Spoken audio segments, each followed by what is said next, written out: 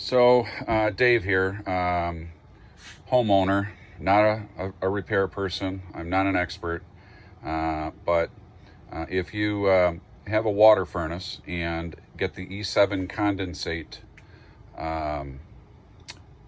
message on your thermostat, it flashes bright red or stays bright red and tells you to call your contractor. I did a little reading and investigating and found out what I needed to do. So I thought I'd give it a whirl myself, and it worked out just fine. Thought I'd share this with you. So I have a couple of water furnaces in this home. This one's a Series 5, and this was put in probably about 6-7 years ago, and has not given us any problems. It's been great. I also have the general AC1 air cleaner.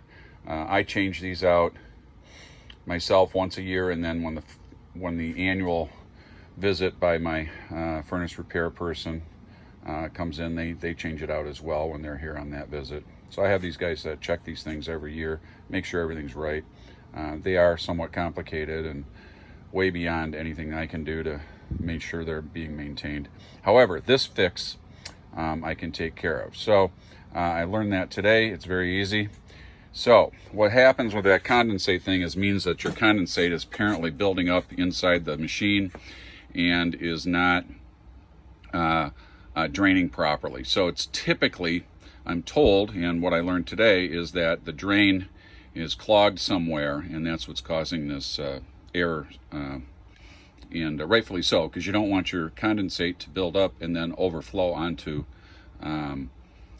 electrical components inside the furnace. So that's the condensate drain right there. You can see over here, and that's coming out of the furnace there. The one in the back is wrapping around from this side. That actually is tied in to the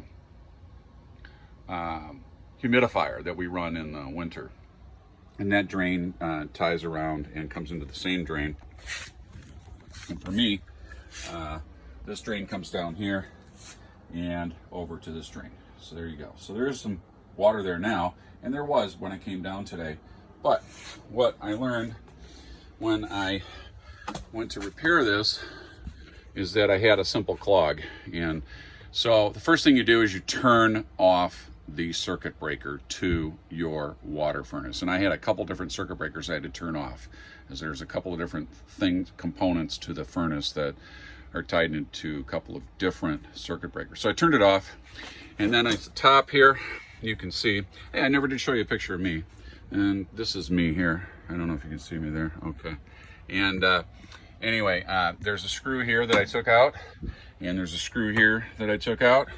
And when you take those out, this little piece here pops up and off. Okay. So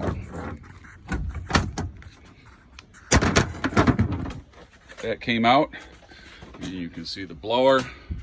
There are the coils, and that's where the condensate builds up. Okay, now this piece comes off as well,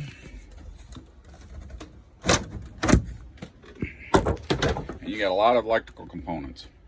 I don't know why they put them down here, and probably a reason, but it's below where the water builds up. So you don't want the water to build up and start dripping down onto this stuff, right? That's why it says call your contractor. Anyway, this is the tube from the condensate. It snakes around and feeds out of this hole here. Okay, and goes down in through the tube, up and through and around. Okay, seems a little convoluted, but it's worked up until this point, until it filled up with water. So when I came down here, all I did was wiggle this a little bit. This came down, this was filled up with water. It was filled right up to the brim almost.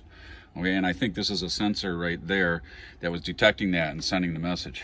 So anyway, I just I wiggled this a little bit, and all of a sudden water flowed right out of this, emptied out completely, and down there.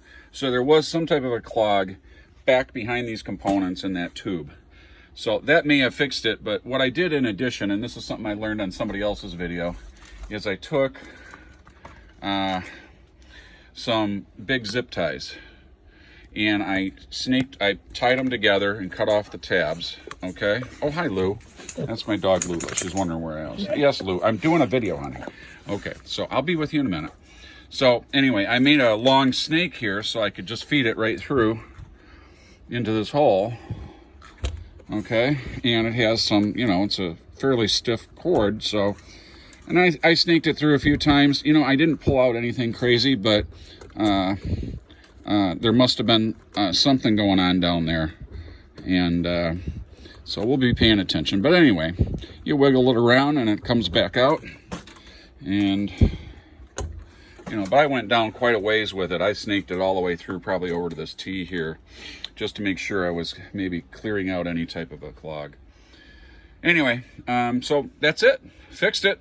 And, you know, if I run into any other problems, I'll come back down and do a little more snaking or other means. I'm told that another way, if you have a clog that potentially is in your PVC, is you can drill a hole in your PVC.